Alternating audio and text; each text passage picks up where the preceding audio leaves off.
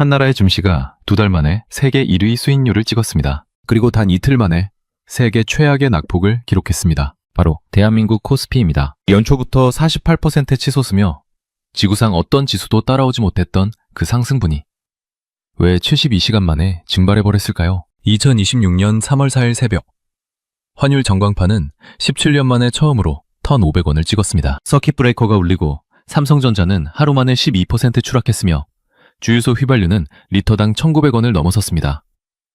중동에서 터진 전쟁 한 방이 어떻게 당신의 예금 통장과 주식 계좌 그리고 장바구니까지 동시에 흔들고 있는지 그 경제학적 메커니즘을 함께 알아보도록 하겠습니다. 환율에는 숫자 이상의 의미가 담겨 있습니다. 1997년 외환위기 때 1,800원을 찍었고 2008년 글로벌 금융위기 때 1,500원 언저리를 맴돌았습니다. 그래서 1,500원은 단순한 환전 수수료의 문제가 아닙니다. 한국 경제가 위기에 빠졌다는 공포의 신호탄이자 외국인 투자자들이 짐을 싸서 떠나기 시작했다는 경고등입니다. 2026년 3월 4일 새벽 역외 환율 시장에서 원달러 환율이 1,506원을 찍었습니다. 2009년 3월 이후 무려 17년 만의 일이었습니다. 불과 며칠 전까지만 해도 한국 증시는 축제 분위기였습니다. 연초부터 코스피가 48% 급등하며 전 세계 어떤 지수도 넘볼 수 없는 압도적 1위를 달리고 있었으니까요. AI 반도체 호황에 삼성전자와 SK하이닉스가 연일 신고가를 경신했고 개인 투자자들 사이에서는 드디어 코리아 디스카운트가 끝났다는 환호가 터져나왔습니다. 그런데 중동에서 포성이 울리자 모든 것이 뒤집어졌습니다. 미국과 이스라엘이 이란을 공습했고 이란은 호르무즈 해협 봉쇄를 선언했습니다. 전 세계 원유 굴동량의 20%가 지나는 그 좁은 바닷길이 막힐 수 있다는 공포가 시장을 덮쳤습니다. 문제는 한국이 원유 수입의 상당 부분을 중동에 의존하고 있다는 사실이었습니다. 에너지 자금률이 바닥인 나라에서 유가 급등은 곧 물가 폭등을 의미합니다. 그리고 물가가 오르면 금리를 내릴 수 없습니다. 금리를 못 내리면 부동산과 주식시장은 숨통이 막힙니다. 3월 3일 코스피는 하루 만에 7.24% 폭락했습니다. 외국인 투자자들이 5조 원 넘게 팔아치웠습니다. 다음 날은 더 참혹했습니다. 잔이 열리자마자 낙폭이 커지더니 오전에 사이드카가 발동됐고 오후에는 아예 거래를 20분간 멈추는 서킷 브레이커가 터졌습니다. 거래가 재개된 후에도 매도 물량은 쏟아졌습니다. 코스피는 그날 12.66% 추락하며 증시 역사상 최악의 하락률을 기록했습니다. 이틀 동안 증발한 시가총액은 대한민국 1년 예산보다 많았습니다. 공포는 개별 종목을 가리지 않았습니다. 삼성전자가 11.74% 떨어지며 17만 원대 붕괴 직전까지 밀렸고 SK하이닉스는 90만 원 선이 무너졌습니다. 현대차와 기아는 15% 급락을 기록했습니다. AI 반도체 호황으로 쌓아올린 상승분이 단 이틀 만에 통째로 증발해버린 겁니다. 공포지수로 불리는 위케이오스피는 80선을 돌파하며 2020년 코로나 팬데믹 이후 최고치를 찍었습니다. 환율이 오르면 외국인 입장에서는 같은 수익을 내더라도 달러로 환전하면 손해입니다. 코스피가 10% 올라도 환율이 10% 오르면 실질 수익률은 제로에 가깝습니다. 그래서 환율이 급등하는 순간 외국인들은 본능적으로 탈출 버튼을 누릅니다. 원화가 약해지고 주가가 떨어지고 그러면 또 외국인이 빠져나가고 원화가 더 약해지는 악순환의 고리가 시작되는 겁니다. 주유소 전광판도 달라지기 시작했습니다. 서울 휘발유 평균 가격이 리터당 1,900원을 넘어섰습니다. 2달 전만 해도 1,560원 수준이었으니 20% 가까이 뛴 셈입니다. 기름값이 오르면 택배비가 오르고 택배비가 오르면 마트 물건값이 오릅니다. 정유 가격 상승은 트럭과 버스를 움직이는 모든 비용을 끌어올리기 때문에 과자 한 봉지, 우유 한 팩까지 영향을 받습니다. 이것이 환율 1,500원의 실체입니다. 단순히 해외여행이 비싸지는 문제가 아닙니다. 주식 계좌가 녹아내리고 장바구니가 가벼워지고 대출 이자 부담이 커지는 3중 추격이 동시에 밀려오는 겁니다. 그리고 이 충격의 진원지를 이해하려면 먼저 한국 경제의 구조적 약점을 들여다봐야 합니다. 한국은 에너지 자금률이 사실상 제로에 가까운 나라입니다. 석유 한 방울, 천연가스 한 톨도 스스로 생산하지 못합니다. 발전소를 돌리고 공장을 가동하고 자동차를 굴리는 데 필요한 에너지의 거의 전부를 해외에서 사와야 합니다. 그리고 그 대금은 모두 달러로 지불됩니다. 환율이 오르면 같은 양의 석유를 사더라도 더 많은 원화가 필요하다는 뜻입니다. 환율 상승과 유가 상승이 동시에 터지면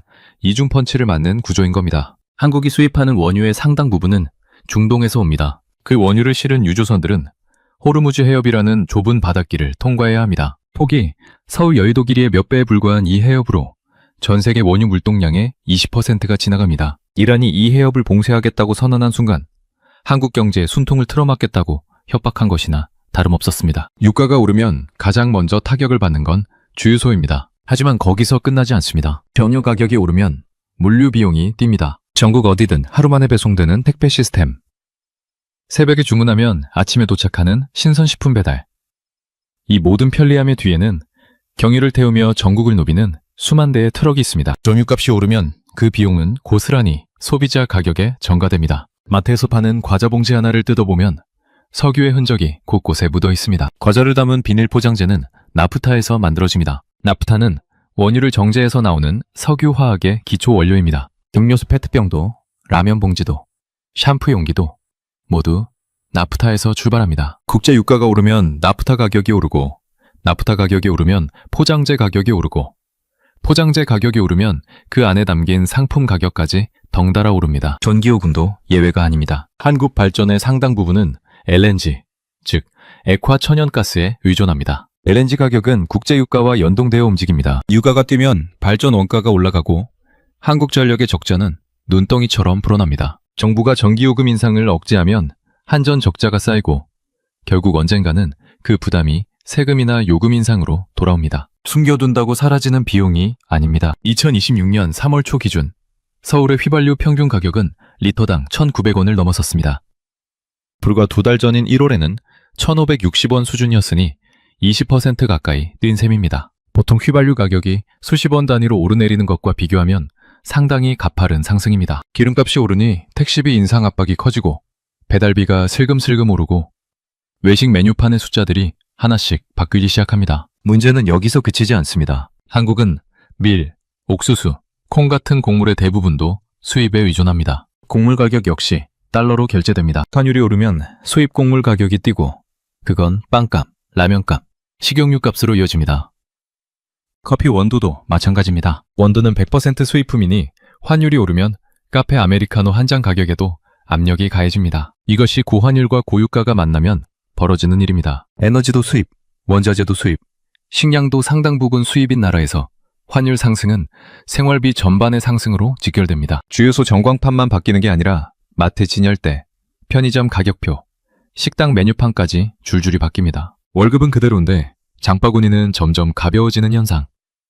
그 뿌리에는 이런 구조가 있습니다. 그렇다면 이 상황에서 정부와 중앙은행은 무엇을 할 수 있을까요? 금리를 내려 경기를 살리고 싶어도 물가가 발목을 잡습니다. 물가가 오르면 중앙은행은 딜레마에 빠집니다. 금리를 내리면 경기는 살아나지만 물가가 더 뜁니다. 금리를 올리면 물가는 잡히지만 대출받은 가게와 기업이 무너집니다. 고환율에 고유가까지 겹친 상황에서 한국은행은 금리 인하 카드를 쉽게 꺼낼 수 없게 됐습니다. 금리를 못 내리면 부동산 시장은 숨을 쉬기 어렵고 주식시장도 탄력을 잃습니다. 이 구조적 함정을 가장 먼저 알아챈 건 외국인 투자자들이었습니다. 2026년 3월 3일과 4일 이틀 동안 외국인이 한국 증시에서 빼낸 돈은 어마어마했습니다. 첫날 7조 원, 둘째 날 5조 원이 넘는 물량이 쏟아졌습니다. 역대급 매도 행렬이었습니다. 그런데 흥미로운 점이 있습니다. 외국인들이 가장 먼저 가장 많이 판 종목이 바로 삼성전자와 SK하이닉스 같은 반도체 대장주였다는 사실입니다. AI 호황으로 실적이 역대급인데 왜 이 종목들부터 던졌을까요? 답은 환율에 있습니다. 외국인 투자자는 달러로 한국 주식을 삽니다. 원화로 환전해서 삼성전자를 산 뒤 나중에 팔고 다시 달러로 바꿔 가져갑니다. 주가가 10% 올라도 그 사이 환율이 10% 뛰면 달러 기준 수익률은 제로입니다. 환율이 1,300원대에서 1,500원대로 뛰면 그것만으로 15% 가까운 손실이 발생하는 구조입니다. 앉아서 손해보는 장사를 계속할 이유가 없습니다. 게다가 삼성전자와 SK하이닉스는 코스피 시가총액에서 차지하는 비중이 압도적으로 큽니다. 외국인 입장에서 급하게 돈을 빼려면 거래량이 풍부한 대형주부터 팔아야 합니다. 유동성이 좋은 종목이어야 대량 매도해도 가격이 덜 무너집니다. 그래서 위기 때마다 삼성전자가 먼저 맞습니다. 실적과 무관하게 현금화하기 좋은 주식이라는 이유로 매도 1순위가 되는 겁니다. 더 근본적인 문제가 있습니다. 반도체는 엄청난 전력을 잡아먹는 산업입니다. 초미세 공정으로 칩을 깎아내는 공장은 24시간 쉬지 않고 돌아가고 그의 전기요금은 어마어마합니다. 한국의 산업용 전기요금은 상당 부분 LNG 발전에 의존합니다. 국제 유가가 뛰면 LNG 가격이 따라오르고 발전 원가가 올라가면 결국 기업이 내는 전기요금에도 압력이 가해집니다. 삼성전자가 AI 반도체로 역대급 매출을 올려도 그 돈의 상당 부분이 치솟은 에너지 비용으로 빠져나갑니다. 거기에 환율까지 급등하면 달러로 번 수출 대금을 원화로 바꿀 때 이익이 늘어나는 것처럼 보이지만 수입 장비와 원자재 대금도 덩달아 뛰어서 상쇄되는 부분이 큽니다. 돋보기 실적은 화려해도 실질 수익성은 생각보다 빡빡해지는 겁니다. 일본 증시와 비교하면 이 구조가 더 뚜렷하게 드러납니다. 같은 날 일본 니케이 지수는 3%대 하락에 그쳤습니다. 한국은 7%, 다음 날 12%가 빠졌습니다. 일본도 에너지 수입국이지만 엔화는 전통적인 안전자산 통화입니다. 위기 때 오히려 엔화 가치가 오르는 경향이 있습니다. 반면 원화는 신흥국 통화로 분류되어 위기 때마다 급락합니다. 같은 아시아 수출국인데 통화 위상의 차이가 주가 낙폭의 차이로 나타난 겁니다. 외국인이 빠져나가면 원화 가치는 더 떨어집니다. 원화가 떨어지면 또 다른 외국인이 떠날 유인이 생깁니다. 주가가 떨어지고 환율이 오르고 외국인이 더 팔고 환율이 더 오르는 악순환의 고리입니다. 이 고리를 끊지 않으면 실적이 아무리 좋아도 주가는 회복되기 어렵습니다. 증시의 피가 마르는 동안 부동산 시장에서도 또 다른 뇌관이 타들어가고 있었습니다. 금리를 내리지 못하는 상황은 주식시장만 흔든 게 아닙니다. 부동산 시장에 더 깊은 균열을 만들고 있습니다. 특히 건설사들이 아파트를 짓기 위해 끌어다 쓴 프로젝트 파이낸싱, 이른바 PF 대출이 거대한 뇌관으로 떠올랐습니다. 규모만 200조 원에 달합니다. 서울시 1년 예산의 4, 5배가 넘는 돈이 전국 곳곳에 공사 현장에 묶여 있는 겁니다. PF 대출의 구조는 단순합니다. 건설사가 아파트를 짓겠다고 선언하면 금융기관이 미래의 분양 수익을 담보로 돈을 빌려줍니다.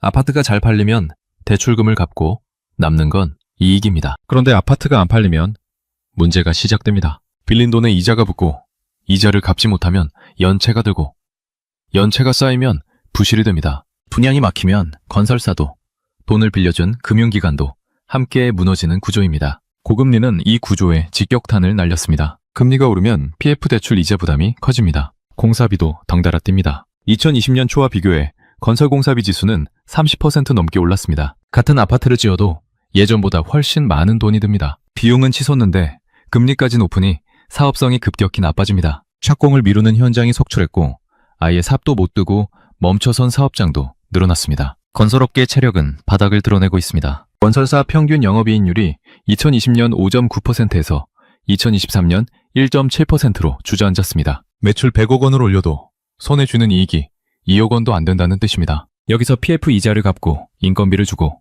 자재값을 치르면 남는 게 거의 없습니다. 구도 건설사 수는 2021년 12개에서 2024년 상반기에만 22개로 급증했습니다. 절반 이상이 지방의 중소건설사였습니다. 금융권도 불안합니다. 증권사들의 PF 연체율은 20%를 넘어섰습니다. 저축은행도 12%를 돌파했습니다. 5건 중 1건이 이자를 제때 못 갚고 있다는 의미입니다. 특히 위험한 건 브릿지론이라 불리는 초기 단계 대출입니다. 땅만 사놓고 인허가도 못 받은 사업장, 착공 전에 멈춰버린 현장들입니다. 이런 사업장의 연체율은 더 높습니다. 경매로 넘어가도 땅값조차 건지기 어려운 곳이 수두룩합니다. 문제는 이 위기가 일반 가게로 번질 수 있다는 점입니다. 건설사가 무너지면 하청업체가 쓰러지고 하청업체 직원들이 일자리를 잃습니다. 미분양 아파트가 쌓이면 주변 시세가 흔들리고 이미 집을 산 사람들의 자산 가치가 떨어집니다. 전세 보증금을 돌려받지 못하는 세입자가 늘어나고 전세 사기 우려가 커집니다. 구환율은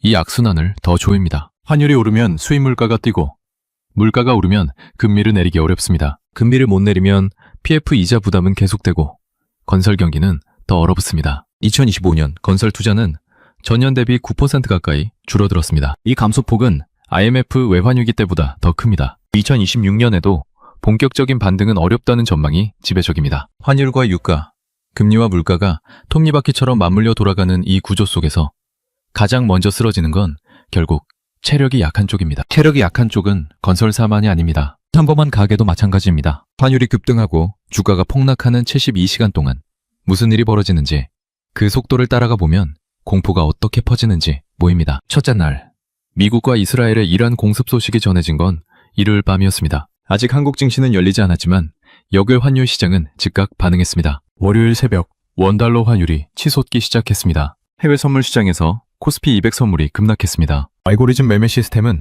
위험 신호를 감지하고 자동으로 매도 주문을 준비했습니다. 대부분의 사람들이 잠든 사이 시장은 이미 폭풍 전야로 접어들었습니다. 월요일 아침 9시 증시가 열리자마자 매도 물량이 쏟아졌습니다. 개인 투자자들이 핸드폰을 확인했을 때 계좌는 이미 파랗게 물들어 있었습니다. 삼성전자, SK하이닉스, 현대차 할 것 없이 대형주가 일제히 급락했습니다. 외국인이 7조 원 넘게 팔아치웠습니다. 프로그램 매매를 일시 중단시키는 사이드카가 발동됐습니다. 코스피는 하루 만에 7.24% 추락했습니다. 증시가 문을 닫을 때쯤 원달러 환율은 1,465원에 넘어섰습니다. 둘째 날, 화요일 아침이 밝았지만 상황은 더 나빠졌습니다. 이란이 호르무즈 해협 봉쇄를 선언했다는 소식에 국제 유가가 급등했습니다. 한국 증시는 개장 직후부터 낙폭을 키웠습니다. 오전에 사이드카가 또 발동됐고 오후에는 거래를 20분간 멈추는 서킷 브레이커가 터졌습니다. 거래 재개 후에도 매도세는 멈추지 않았습니다. 코스피는 12.66% 폭락하며 역대 최대 하락률을 기록했습니다. 역외 환율은 새벽에 1,500원을 돌파했습니다. 17년 만의 일이었습니다. 이 72시간 동안 개인 투자자 계좌에서는 무슨 일이 벌어졌을까요? 연초부터 코스피 랠리에 올라탄 투자자들이 많았습니다. 빚을 내서 주식을 산 이른바 빚투족도 적지 않았습니다. 주가가 급락하면 담보 가치가 떨어지고 증권사에서 추가 담보를 요구하는 마진콜이 날아옵니다. 돈을 더 넣지 못하면 보유 주식이 강제로 팔립니다. 반대매매입니다. 반대매매가 쏟아지면 주가는 더 떨어지고 더 많은 마진콜이 발생하는 악순환이 시작됩니다. 주식만 문제가 아닙니다. 연동금리로 주택담보대출을 받은 사람들도 불안해지기 시작했습니다. 환율이 오르면 수입 물가가 뛰고 물가가 오르면 금리 인하가 멀어집니다. 지금 매는 이자도 빠듯한데 금리가 더 오르면 어떻게 하나.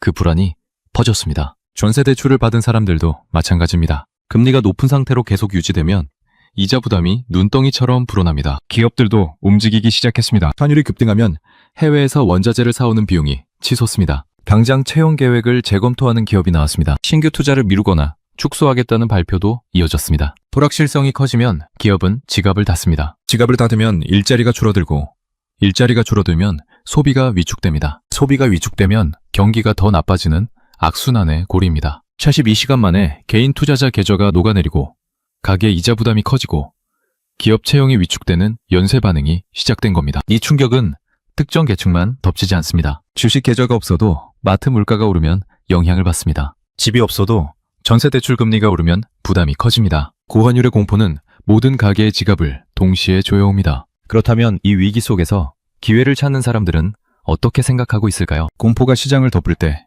대부분의 사람들은 도망칩니다. 하지만 일부는 정반대로 움직입니다. 그들은 이렇게 묻습니다. 이 폭락이 끝나면 무엇이 남을까? 살아남은 것들의 가치는 얼마나 올라갈까? 역발상의 시선으로 보면 환율 1,500원 시대는 단순한 재앙이 아닙니다. 시장에 낀 거품을 걷어내는 강제 청소의 시간이기도 합니다. 지난 몇 년간 저금리 시대에 돈이 넘쳐났습니다. 빌리지 쉬우니 무리하게 빌렸고 투자하기 좋으니 묻지마 투자가 늘었습니다. 사업성이 불투명한 부동산 개발 사업에도 돈이 몰렸습니다. 실적이 없는 기업도 미래 성장성만으로 높은 주가를 유지했습니다. 빚으로 버티는 좀비 기업이 늘어났고 분양이 안 되는 사업장에도 추가 대출이 이어졌습니다. 시장의 체질이 나빠지고 있었지만 돈이 돌아가니 아무도 신경 쓰지 않았습니다. 고환율과 고금리는 이 거품에 바늘을 찔렀습니다. 이자를 갚을 체력이 없는 기업은 버틸 수 없습니다. 수익성이 나오지 않는 사업장은 정리 수순에 들어갑니다. 부실 PF 사업장이 경매로 넘어가고 한계 건설사가 법정 관리에 들어가는 건 아픈 일이지만 시장이 스스로를 치유하는 과정이기도 합니다. 썩은 부분을 도려내야 건강한 조직이 살 수 있습니다. 이 청소가 끝나면 무엇이 남을까요? 체력이 탄탄한 1등 기업들입니다. 삼성전자와 SK하이닉스는 주가가 급락했지만 본업의 경쟁력은 여전합니다. AI 반도체 수요는 사라지지 않았습니다. 오히려 경쟁사들이 흔들리는 동안 기술 격차를 더 벌릴 기회가 생깁니다. 불황기에 투자를 멈추지 않은 기업이 호황기에 시장을 독식하는 건 역사가 증명하는 패턴입니다. 부동산도 마찬가지입니다. 지방의 부실 사업장은 정리되겠지만 서울 핵심 입지의 가치는 흔들리지 않습니다. 착공 물량이 줄어들면 몇 년 뒤 공급 부족이 옵니다. 수요는 있는데 공급이 줄면 가격은 오를 수밖에 없습니다. 지금 공포에 질려 우량 자산을 헐값에 던지는 사람이 있다면 그걸 받아 챙기는 사람이 나중에 웃게 됩니다. 위기 때 현금을 쥐고 있는 사람의 힘이 커지는 이유가 여기 있습니다. 모두가 팔 때 살 수 있는 능력. 그것이 진짜 부의 원천입니다.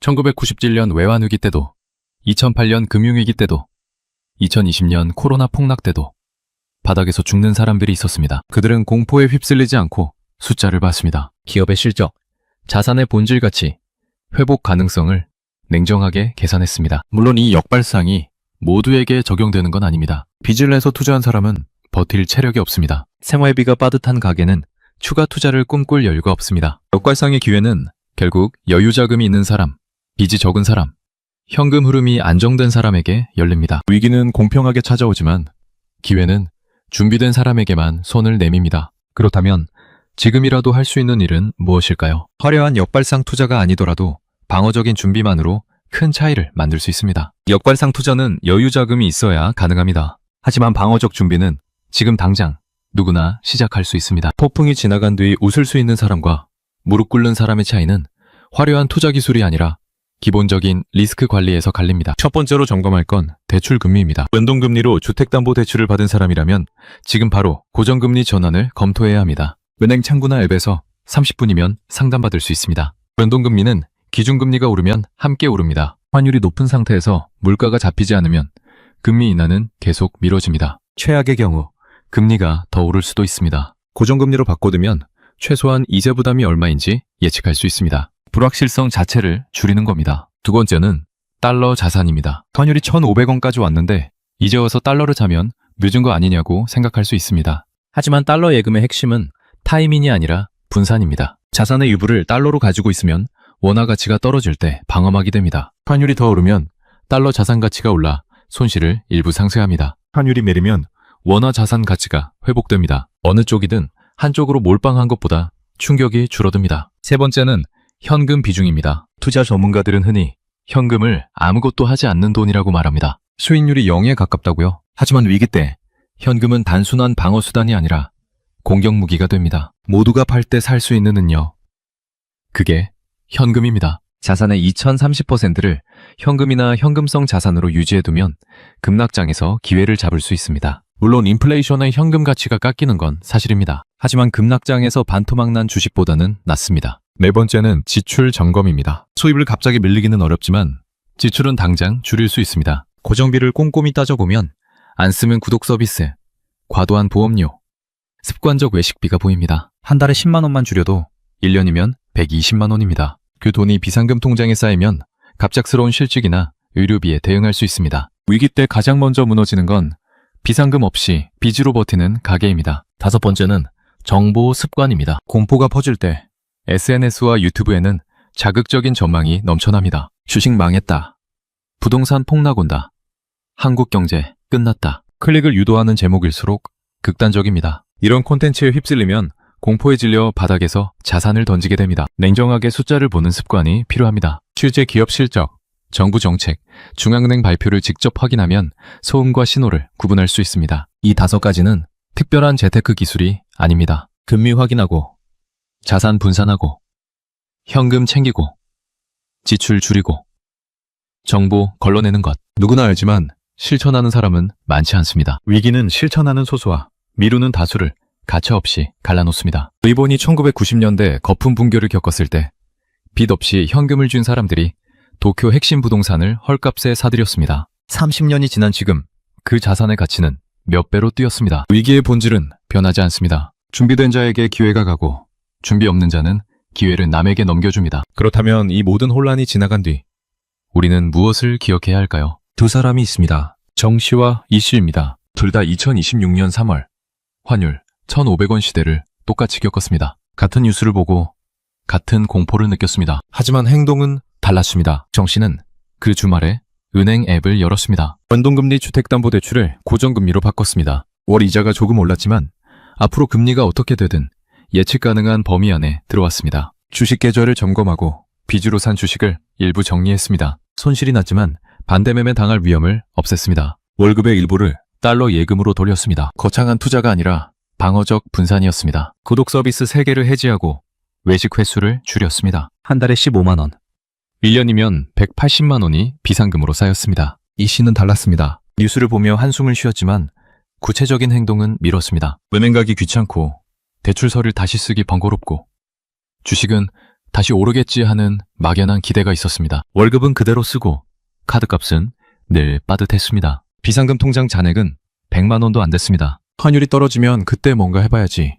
그렇게 생각했습니다. 2년이 흘렀습니다. 2028년 봄입니다. 중동전쟁은 6개월 만에 휴전으로 끝났습니다. 환율은 1,300원대로 내려왔습니다. 코스피는 폭락전 고점을 회복했습니다. 부동산 시장도 안정을 찾았습니다. 공포의 시간은 지나갔습니다. 지영 씨는 카페에 앉아 웃고 있습니다. 고정금리로 바꾼 덕에 금리 변동에 흔들리지 않았습니다. 비상금이 쌓여 있으니 마음이 편했습니다. 바닥에서 조금씩 산 우량주가 50% 넘게 올랐습니다. 달러 예금은 환율이 높을 때 원화로 바꿔 여행 경비로 썼습니다. 위기를 지나며 오히려 자산이 늘었습니다. 이 씨는 여전히 빠듯합니다. 변동금리 이자가 한동안 높게 유지되는 바람에 허리가 휘었습니다. 손실난 주식을 공포에 질려 바닥에서 팔았는데 그 주식이 2배로 뛰는 걸 지켜봐야 했습니다. 비상금이 없으니 갑작스러운 병원비에 카드 돌려막기를 했습니다. 위기는 지나갔지만 상처는 남았습니다. 두 사람의 차이는 재능이 아니었습니다. 정보의 양도 아니었습니다. 똑같은 뉴스를 보고 똑같은 위기를 겪었습니다. 차이는 단 하나. 행동했느냐, 미뤘느냐였습니다. 작은 실천이 2년 뒤 전혀 다른 결과를 만들었습니다. 환율 1,500원 시대가 우리에게 남긴 교훈은 명확합니다. 위기는 예고 없이 찾아오고 준비된 사람과 그렇지 않은 사람을 가차없이 갈라놓습니다. 한국은 에너지 수입국이고 원화는 안전자산이 아니며 가계부채는 높습니다. 다음 위기가 언제 올지 아무도 모릅니다. 중동이 아니라 대만 해협일 수도 있고 미국 금융시장일 수도 있고 전혀 예상 못한 곳에서 터질 수도 있습니다. 그래서 묻습니다. 2년 뒤 당신은 카페에서 웃고 있을 사람입니까? 아니면 한숨 쉬고 있을 사람입니까? 지금 당장 대출 금리를 확인하고 자산 배분을 점검하고 비상금을 챙기는 것. 그 30분이 부의 초월 차선으로 가는 첫걸음입니다. 위기는 공평하게 찾아옵니다. 하지만 결과는 선택의 몫입니다. 오늘 영상이 유익하셨다면 구독과 좋아요 부탁드리겠습니다. 영상 제작에 많은 힘이 됩니다. 2020년 카타르는 한국이 너무 비싸다며 거제도를 잘라냈습니다. 그런데 5년이 지난 지금 그 카타르가 다시 도크 앞에 줄을 섰습니다. 돌아온 카타르가 들은 대답은 딱 한 줄이었습니다. 죄송한데요, 2028년까지 자리가 없는데요. 6조 원을 아끼려다 훨씬 더 큰 청구서를 떠안게 된 이 기막힌 사연 사이에 거제도에선 도대체 무슨 일이 있었던 걸까요? 오늘 그 5년의 진짜 이유를 처음부터 풀어드리겠습니다. 혹시 버티는 것 말고는 답이 없던 시기 한 번쯤 있으셨나요? 있었다면 댓글에 한 글자만 남겨주세요. 먼저 한 가지부터 분명히 하고 시작하겠습니다. 우리가 흔히 헷갈리는 부분인데요. 한국은 가스를 캐서 파는 산유국이 아닙니다. 한국이 파는 건 그 가스를 영하 100도 넘게 얼려서 바다 건너로 실어 나르는 배, 바로 LNG 운반선입니다. 자, 그러면 이야기를 2020년으로 되감아 보겠습니다. 2020년 6월 1일 세계 최고의 부자 나라 카타르가 한국으로 거대한 소식 하나를 보냅니다. 카타르의 국영 에너지 회사가 한국의 조선 빅3, 그러니까 현대중공업과 대우조선해양, 삼성중공업과 손을 잡고 LNG 운반선을 무려 100여 척이나 짓기로 했다는 약정이었습니다. 공개된 규모만 약 23조 6천억 원. 당시 뉴스들은 하나같이 역대 최대 잭팟이라며 들썩였습니다. 거제도엔 다시 봄이 오는 줄 알았습니다. 그런데 이 계약, 자세히 들여다보면 모양이 조금 이상했습니다. 이건 당장 배 100척을 지어달라는 주문이 아니었거든요. 쉽게 말하면 식당 예약 같은 겁니다. 인기 식당에 미리 전화를 걸어서 2달 뒤 토요일 저녁에 갈 테니 자리 좀 잡아두세요 하고 자리만 찜해두는 거죠. 정작 그날 무슨 메뉴를 몇 인분이나 시킬지는 그때 가서 정하는 겁니다. 카타르가 한 일이 딱 이거였습니다. 조선소의 도크, 그러니까 배를 짓는 자리를 미리 잡아두는 옵션성 약정. 진짜 주문서가 아니라 예약 확인증에 가까웠던 셈이죠. 카타르가 이렇게 자리부터 잡아둔 데는 이유가 있었습니다. 앞으로 가스 수출을 크게 늘릴 계획이었던 카타르는 그때 가서 배가 모자라거나 배값이 확 뛰어버리는 상황이 가장 무서웠거든요. 그래서 일단 세계에서 배를 제일 잘 짓는다는 한국의 도크부터 통째로 찜해둔 겁니다. 값이 오르기 전에 자리부터 확보해두자는 영리한 계산이었던 셈이죠. 그러니 이 23조라는 숫자는 곧바로 거제도에 일감이 쏟아진다는 뜻이 결코 아니었습니다. 그래서 더 중요한 건 그 다음이었습니다. 자리만 찜해둔 카타르가 정작 진짜로 돈을 쓸 때는 어디로 갔을까요? 여기서 첫 번째 반전이 나옵니다. 카타르가 실제 물량 상당수를 들고 향한 곳은 거제도가 아니라 중국이었습니다. 이유는 단순했습니다. 가격이요. 같은 LNG 운반선 한 척을 짓는데 업계에서는 한국이 약 2,100억 원, 중국이 약 1,500억 원 정도였던 걸로 봅니다. 어디까지나 업계 추정치이긴 합니다만 어림잡아 30% 가까이 차이가 났던 거죠. 카타르 입장에서야 100척 넘게 발주할 판이니 한 척에 600억씩만 아껴도 그 합이 어마어마했습니다. 그렇게 카타르는 한국은 너무 비싸다는 한마디로 사실상 거제도를 빗줄로 밀어냈습니다. 수십 년을 단골로 드나들던 식당이 있는데 옆 가게가 더 싸다는 이유로 정작 큰 잔치 음식은 그 옆 가게에 맡긴 셈입니다. 그것도 이제 막 장사를 시작해서 같은 요리를 제대로 만들어 본 적도 없는 가게에 말이죠. 거제도가 느꼈을 감정은 굳이 설명하지 않아도 짐작이 가실 겁니다. 그런데 사실 거제도는 이때 이런 서운함을 따질 여유조차 없었습니다. 그보다 훨씬 더 춥고 긴 겨울을 이미 지나고 있었거든요. 시계를 조금 더 앞으로 2015년 무렵으로 돌려보겠습니다. 이 시기 한국 조선업은 흔히 빙하기라고 불리는 끔찍한 시절을 통과합니다. 무이하게 따냈던 해양 플랜트 사업이 줄줄이 부실로 돌아오면서 그해 조선 빅3가 함께 떠안은 영업 손실은 보도에 따라 차이가 있지만 대략 6조에서 8조 원대로 이야기됩니다. 한 해에 세 회사가 그만큼을 까먹은 겁니다. 그 충격은 고스란히 거제도라는 도시의 풍경을 바꿔놓았습니다. 일감이 끊긴 도크는 텅 비었고 협력업체들이 줄줄이 문을 닫으면서 사람들은 하나둘 짐을 쌌습니다. 어제까지 같이 용접봉을 잡던 동료가 오늘 떠나고 늘 북적이던 식당과 자취방 골목이 하나씩 비어가는 풍경. 거기 살던 분들이라면 다들 기억하시는 시절일 겁니다. 숫자로 보면 더 분명합니다. 거제 인구는 2016년 6월에 25만 7,580명으로 정점을 찍었는데 2024년 12월에는 23만 2,972명까지 줄어듭니다. 8년 사이에 약 2만 4천 명, 작은 읍 하나가 통째로 사라진 셈입니다. 밥벌이를 잃고 도시를 떠난 사람들, 불 꺼진 조선소, 그 위로 날아든 한국은 비싸니 중국으로 가겠다는 카타르의 통보까지. 2020년의 거제도는 그야말로 억울함이 차곡차곡 쌓이던 시간이었습니다. 자, 그러면 여기서 우리가 처음에 던졌던 질문으로 돌아와 봐야 합니다. 카타르는 정말로 단지 가격 때문에 한국을 버린 게 맞았을까요? 그리고 더 큰 질문은 이겁니다. 더 싸게 잘 산 것처럼 보였던 그 선택이 과연 카타르에게 좋은 결말로 이어졌을까요? 그런데 카타르의 이 선택은 불과 몇 년 뒤 머나먼 호주 앞바다에서 부메랑이 되어 카타르 자신에게로 되돌아옵니다. 부메랑의 정체는 다름 아닌 카타르가 더 싸다며 택했던 중국산 배였습니다. 중국에서 대형 LNG선을 만들 수 있는 조선소는 사실상 후둥중화 한 곳뿐인데요. 바로 이 후둥중화가 만든 배 두 척이 호주 앞바다에서 차례로 멈춰섭니다. 첫 번째는 2018년 6월 22일이었습니다. 후둥중화가 2016년에 만든 세시 글래드스톤이라는 배가 호주에서 가스를 싣고 출항한 직후 주 엔진이 고장나버립니다. 망망대해 한가운데서 스스로 움직이지 못하게 된 거대한 배는 결국 파푸아 뉴기니 라바울까지 다른 배에 끌려가야 했습니다. 다행히 이 배는 수리를 마치고 약 2주 만인 7월 5일에 다시 정상 운항에 들어갔습니다. 그러니 배가 영영 못 쓰게 됐다거나 하는 이야기는 전혀 아닙니다. 다만 가장 비싸고 가장 까다로운 화물을 싣는 배가 망망대해에서 한번 멈춰섰다는 사실 자체가 업계에는 작지 않은 신호였습니다. 문제는 그게 끝이 아니었다는 겁니다. 5년이 지난 2023년 11월 22일, 이번엔 후둥중화가 2017년에 만든 세시 칭따오라는 배가 호주 커티스 아일랜드 부두에 정박해 있던 중에 추진장치와 발전기가 고장납니다. 배에 달린 발전기 4기에서 문제가 생겼고 그중 한 기는 제조사가 직접 감독하며 통째로 다시 조립해야 할 정도였습니다. 결국 이 배는 중국까지 끌려가 수리를 받아야 했고요. 자, 여기서 한번 끊고 가겠습니다. 솔직히 이런 생각 드실 수 있어요. 배 한 척 좀 멈춘 게 뭐가 그렇게 큰일이냐고요. 자동차도 가끔 서고 비행기도 결항하는데 말이죠. 그런데 LNG선은 좀 다릅니다. 이 배는 그냥 가스를 옮기는 트럭이 아니라 가스를 캐서 파는 전체 사업의 마지막 수도꼭지 같은 존재거든요. 가스전에서 아무리 가스를 많이 뽑아내도 그걸 실어 나를 배가 부두에 못 들어오면 가스는 단 한 방울도 팔리지 않습니다.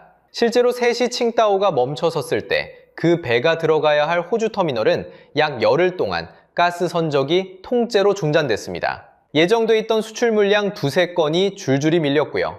배 한 척이 멈추면 그 뒤에 줄지어 선 가스전 전체가 함께 멈추는 구조인 겁니다. 여기서 정말 얄궂은 대목이 하나 있습니다. 이 멈춰선 셋이 칭다오라는 배, 주인 중 한 곳이 중국의 시노팩이었는데요.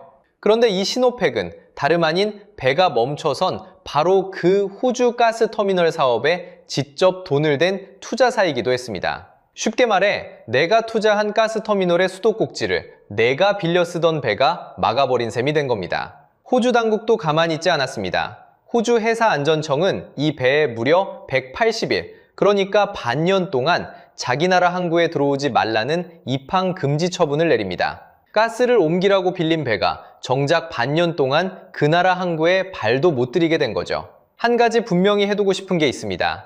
이건 중국을 웃음거리로 만들려는 이야기가 절대 아닙니다.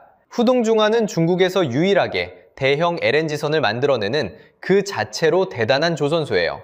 다만 LNG선이라는 배가 어떤 물건이냐면 영하 160도가 넘는 액체를 손톱보다 얇은 금속판 안에 담아 수만 킬로미터를 실어 나르는 인간이 만드는 배 중에 가장 까다로운 축에 속하는 물건입니다. 그래서 이건 경험과 시간이 쌓여야만 비로소 안정되는 영역이에요.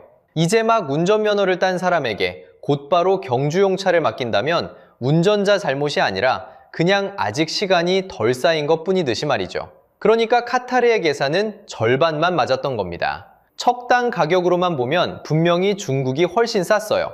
하지만 가스라는 건 단 며칠만 공급이 끊겨도 그동안 못 판 가스값이 배 가격을 통째로 넘어서 버립니다. 싸게 산 배가 정작 가장 중요한 순간에 멈춰서서 더 비싼 청구서를 안기는 구조. 카타르가 미처 계산에 넣지 못한 건 바로 이 지점이었습니다. 그렇다면 똑같은 배를 거제도가 만들면 왜 안 멈추는가? 그 답에 모든 역전의 진짜 이유가 있습니다. 답부터 말씀드리면 똑같은 설계도를 받아도 거제도가 만든 배는 멈추지 않습니다. 그 이유는 배 안에 숨어 있습니다. LNG, 그러니까 천연가스를 액체로 만들려면 온도를 영하 162도에서 163도까지 떨어뜨려야 합니다. 우리 집 냉동실이 보통 영하 20도쯤 되죠? 그런데 이건 그 냉동실보다 무려 8배나 더 차갑습니다. 손가락 하나만 닿아도 그 자리가 그대로 얼어붙어 떨어져 나갈 정도의 온도입니다. 문제는 이렇게 무시무시하게 차가운 액체를 흔들리는 바다 위에서 그것도 몇 달씩 한 방울도 새지 않게 담아 옮겨야 한다는 겁니다. 이 액체를 담는 통, 그러니까 배 안의 거대한 탱크를 화물창이라고 부릅니다. 그리고 이 화물창의 가장 안쪽, 영하 163도의 액체와 직접 맞닿는 첫 번째 벽이 바로 인바강이라는 특수한 금속입니다. 니켈이라는 금속을 약 36% 섞어 만든 합금인데 이게 추위에도 거의 늘어나거나 줄어들지 않는 아주 특별한 성질을 가지고 있습니다. 그런데 정작 사람들을 놀라게 하는 건 그 두께입니다. 이 금속판의 두께가 단 0.7mm, 우리 손톱보다도 얇습니다. 상상해 보시죠. 손톱보다 얇은 금속판을 영하 163도의 액체가 평생 단 한 방울도 새지 않도록 빈틈없이 이어붙여야 합니다. 그것도 사람 손톱처럼 얇은 피부 위에 바늘 끝으로 글자를 새기듯 그렇게 정밀하게 용접을 해야 합니다. 용접 한 번을 잘못하면 그 미세한 틈으로 가스가 새어나갑니다. 이 일은 기계가 다 해줄 수 있는 일이 아닙니다.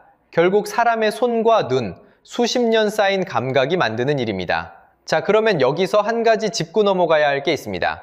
이렇게 말씀드리면 꼭 이런 질문이 나옵니다. 잠깐만요. 그 화물창 만드는 원천 기술은 프랑스 거라면서요? 한국은 그냥 프랑스 기술 빌려서 만드는 건데 그게 뭐가 그렇게 대단하다는 거죠?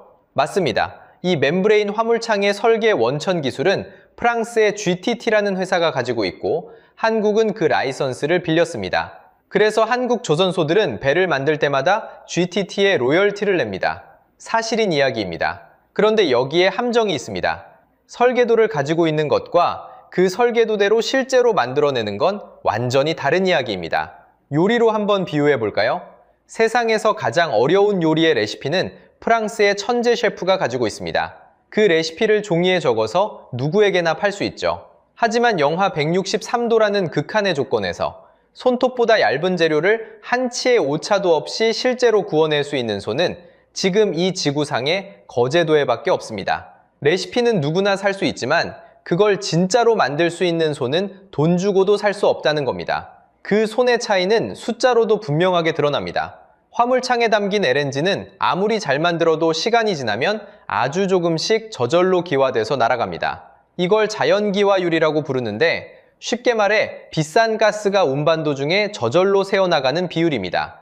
예전 방식의 배는 하루에 약 0.15%가 날아갔습니다. 그런데 한국이 만드는 최신 화물창은 이걸 약 0.07%까지 절반 아래로 끌어내렸습니다. 한 척, 두 척이면 작아 보여도 수십 척이 몇 년을 운항하면 그 차이는 어마어마한 돈이 됩니다. 새지 않는 배, 그게 바로 한국 배의 진짜 경쟁력입니다. 그리고 이 모든 건 하루아침에 만들어진 게 아닙니다. 한국이 첫 LNG 운반선을 건조한 게 1994년 현대중공업에서였습니다. 그때부터 지금까지 30년이 넘는 세월 동안 배를 만들고 또 만들면서 쌓아올린 기록과 경험. 이게 바로 다른 나라가 돈으로도 따라잡을 수 없는 벽이 됐습니다. 지금 전 세계에서 운항 중인 LNG 운반선을 놓고 보면 그중 약 74%가 한국이 만든 배입니다.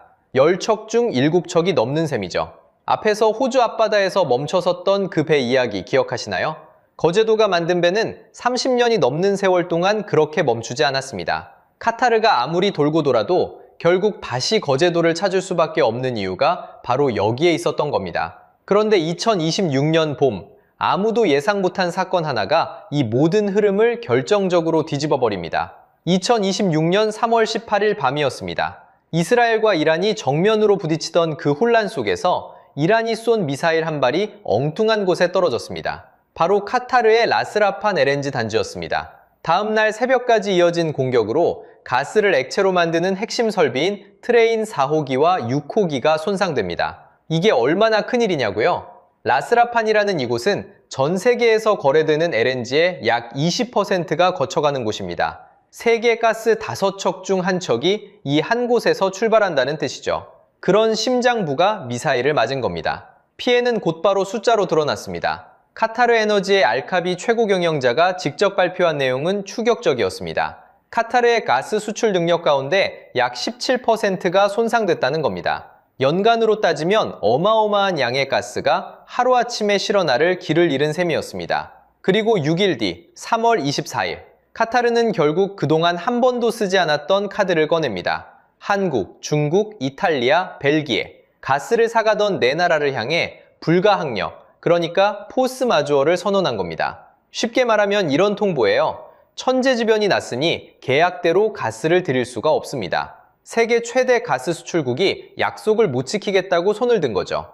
복구에는 3년에서 5년이 걸린다고 했습니다. 그동안 카타르가 입을 매출 손실은 1년에 약 200억 달러, 우리 돈으로 30조 원에 달할 거란 전망이 나왔습니다. 단순히 시설 하나가 부서진 게 아니라 카타르라는 나라의 곳간에 거대한 구멍이 뚫린 사건이었습니다. 그러면 카타르는 어떻게 했을까요? 가만히 앉아서 30조 원이 새어나가는 걸 지켜볼 수는 없었습니다. 답은 하나뿐이었습니다. 망가진 만큼, 아니 그 이상으로 가스를 더 캐서 메우는 것. 마침 카타르에겐 세계 최대 단일 가스전인 노스필드가 있었습니다. 회수 가능한 매장량만 900조 세제곱피트가 넘는 그야말로 가스의 바다죠. 카타르는 이 노스필드의 생산 능력을 연간 7,700만 톤에서 2030년까지 1억 4,200만 톤으로 거의 2배로 끌어올리기로 합니다. 여기에 들어가는 돈만 약 287억 달러, 31조 원이 넘습니다. 그런데 여기서 아주 단순하지만 결정적인 문제가 생깁니다. 가스를 2배로 더 캐내면 그걸 실어나를 배도 그만큼 더 필요하다는 거죠. 그것도 보통 배가 아니라 영하 163도를 견디는 그 특별한 LNG 운반선이 말입니다. 자, 지금부터가 이 이야기에서 가장 짜릿한 대목입니다. 가스를 캐낼 곳은 있는데 실어 나를 배가 없다. 다급해진 카타르는 다시 배를 주문할 곳을 찾아 나섭니다. 5년 전 너무 비싸다며 등을 돌렸던 바로 그곳, 거제도로 말이죠. 그리고 거제도에 다시 문을 두드린 카타르가 들은 대답은 5년 전 자신들이 했던 행동을 그대로 돌려받는 한마디였습니다. 죄송한데요, 2028년까지 자리가 없는데요. 이게 빈말이 아니라는 걸 숫자가 증명합니다. 2025년 1월부터 9월까지 전 세계에서 발주된 대형 LNG 운반선은 모두 16척이었습니다. 이 가운데 한국이 가져간 게 14척, 중국이 가져간 건 몇 척이었을까요? 단 한 척도 없었습니다. 0척이요. 점유율로 따지면 88대 0. 5년 전 가격을 이유로 한국을 잘라냈던 흐름이 완전히 뒤집힌 순간이었습니다. 조금 더 자세히 들여다볼까요? 그 14척은 삼성중공업이 7척, HD현대사모가 5척, 한화오션이 2척을 나눠 가졌습니다. 거제도와 영암의 도크가 다시 꽉 들어찬 거죠. 불과 3년 전인 2022년만 해도 한국과 중국의 LNG선 점유율은 67대 32 정도였습니다. 그러던 것이 단 3년 만에 88대 0으로 벌어진 겁니다. 배값도 뛰었습니다. 2020년에 한 척에 약 2억 달러 하던 LNG 운반선이 2025년과 2026년에는 약 2억 6,900만 달러까지 올랐습니다. 역대 가장 비싼 가격이죠. 그런데도 자리가 없어서 못 만드는 상황. 거제도와 영암의 도크는 사실상 2028년까지 예약이 꽉 찼습니다. 마치 연말 회식철에 12월까지 예약이 가득 찬 맛집 같은 거예요. 돈을 더 내겠다고 해도 빈 테이블이 없으니 받아줄 수가 없는 거죠. 세계 최고 부자 나라가 가격이 비싸다며 떠났던 바로 그 집 앞에 다시 줄을 섰습니다. 그리고 돌아온 대답은 거절이었습니다. 5년 전 자신들이 했던 말을 이번엔 고스란히 되돌려받은 겁니다. 이보다 더 깔끔한 인과응보가 있을까요? 그런데 이 통쾌한 호황에는 우리가 꼭 알아야 할 청구서가 함께 따라옵니다. 그 첫 번째 청구서는 의외로 프랑스에서 날아옵니다. 앞에서 말씀드렸죠? LNG선의 핵심인 화물창, 그 영하 160도 액체를 담는 얇은 속껍질의 원천 설계도는 프랑스 GTT라는 회사가 쥐고 있다고요. 우리가 그 배를 한 척 만들 때마다 이 설계도를 빌려 쓰는 값을 프랑스에 꼬박꼬박 내야 합니다. 그 금액이 배 한 척에 평균 130억 원, 배값의 약 5%입니다. 한국 빅3가 1년에 내는 돈만 다 합치면 1조 원이 훌쩍 넘어요. 지난 30년 동안 세 회사가 프랑스에 건넨 돈을 모두 더하면 7조 원이 넘습니다. 우리가 세계에서 제일 잘 만드는 배인데 정작 그 배의 심장 설계도는 남의 것을 빌려 쓰고 있다는 뜻이죠. 그래서 우리도 가만히 있지 않았습니다. 저 설계도를 우리 손으로 직접 그려보자며 만든 게 KC1이라는 국산 화물창이었어요. 삼성중공업과 한국가스공사, SK해운이 힘을 모았고 이 KC1을 실제로 얹은 배 2척이 바다로 나갔습니다. 그런데 결과가 좋지 않았습니다. 영하 160도 액체를 담아두자 배의 바깥 외벽에 살얼음이 끼는 이른바 콜드스팟이라는 결함이 나타난 겁니다. 두 배는 한동안 말레이시아 앞바다에 멈춰 세워둘 수밖에 없었고요. 이 일은 결국 법정까지 갔습니다. 올해 1월 16일 서울중앙지법은 가스공사가 삼성중공업에 약 2,996억 원을 물어주라고 판결합니다. 설계에서 비롯된 책임이 가스공사 쪽에 있다고 본 거예요. 적지 않은 수업료였습니다. 다만 저는 이 대목을 실패담으로만 보지는 않습니다. 중요한 건 그 다음이거든요. 한국은 이 실패를 덮건거나 숨기지 않았습니다. 무엇이 잘못됐는지 법정에서 따져 책임을 가리고 동시에 기술을 뜯어고쳐 KC2라는 개선판을 내놨어요. 그리고 지난해 10월 삼성중공업은 이 KC2를 얹은 배를 처음으로 손님에게 인도하는 데 성공합니다. 한 번 넘어진 자리에서 다시 일어선 셈이죠. 프랑스에 내는 그 130억 원짜리 청구서를 언젠가 우리 손으로 끊어내기 위한 가장 정직한 한 걸음이었습니다. 두 번째 청구서는 바다 건너 미국에서 옵니다. 미국은 자기 나라에서 캐낸 가스를 점점 더 많이 수출하고 싶어 하는데요. 그 가스를 실어 나르는 배만큼은 중국이 만든 배에 맡기지 않겠다고 선을 그었습니다. 지난해 4월에 발표하고 10월부터 시행에 들어간 조치인데요. 중국이 만들거나 운영하는 배가 미국 항구에 들어올 때마다 수수료를 매기기 시작했습니다. 게다가 앞으로는 미국이 수출하는 가스 일부를 아예 미국에서 만든 배에 실으라는 규칙까지 더해집니다. 언뜻 보면 한국의 좋은 소식 같지만 여기엔 한국도 풀어야 할 숙제가 숨어 있습니다. 미국에서 만든 배에 실으라는 건 거꾸로 말하면 거제도에서 만든 배만으로는 그 시장에 못 들어간다는 뜻이기도 하니까요. 그래서 하나그룹은 한 발 앞서 움직였습니다. 재작년 12월 미국 필라델피아에 있는 필리 조선소를 1억 달러에 사들인 겁니다. 미국 안에 우리만의 LNG 선 생산 거점을 미리 마련해 둔 거죠. 청구서가 날아오기 전에 그 청구서를 받지 않을 자리를 먼저 만들어둔 셈입니다. 자, 그런데 어쩌면 가장 무거운 청구서는 따로 있습니다. 바로 88대 0이라는 그 통쾌한 숫자 안에 숨어 있어요. 지금 한국은 전 세계 LNG선 시장의 약 74%를 만들고 있습니다. 압도적이죠. 그런데 이 압도적이라는 말은 거꾸로 보면 한쪽으로 너무 쏠려 있다는 뜻이기도 합니다. 빅3가 받아든 일감의 상당 부분이 카타르 한 곳에 몰려 있거든요. 한 손님에게 매출의 대부분을 기대는 가게는 그 손님의 사정이 흔들리는 순간 함께 흔들릴 수밖에 없습니다. 게다가 한 연구기관은 이런 경고도 내놨습니다. 지금처럼 전 세계가 너도 나도 LNG선을 쏟아내다 보면 2030년쯤엔 배가 필요한 양보다 한참 더 많이 만들어지는 공급 과잉이 올 수 있다고요.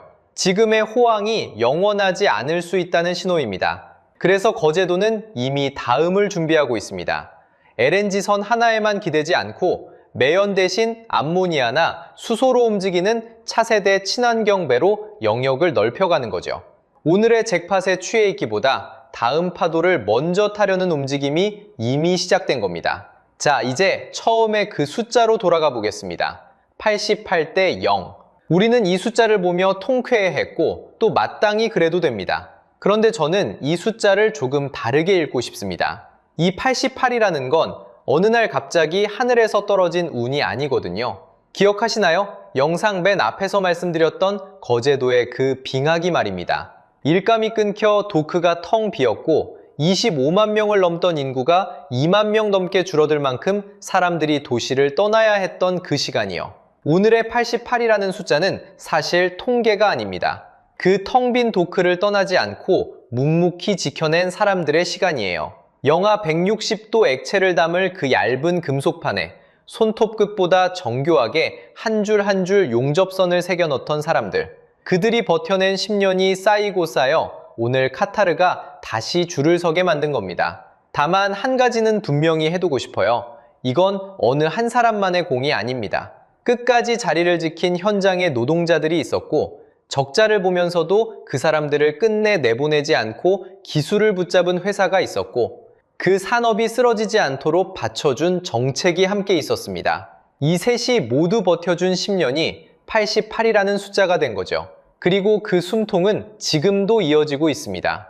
지난주 우리 산업장관이 직접 카타르를 찾아가 한국의 LNG를 가장 먼저 공급하겠다는 약속을 다시 받아왔거든요. 한때 우리를 잘라냈던 그 카타르가 말이죠. 영상 맨 앞에서 제가 하나 여쭤봤습니다.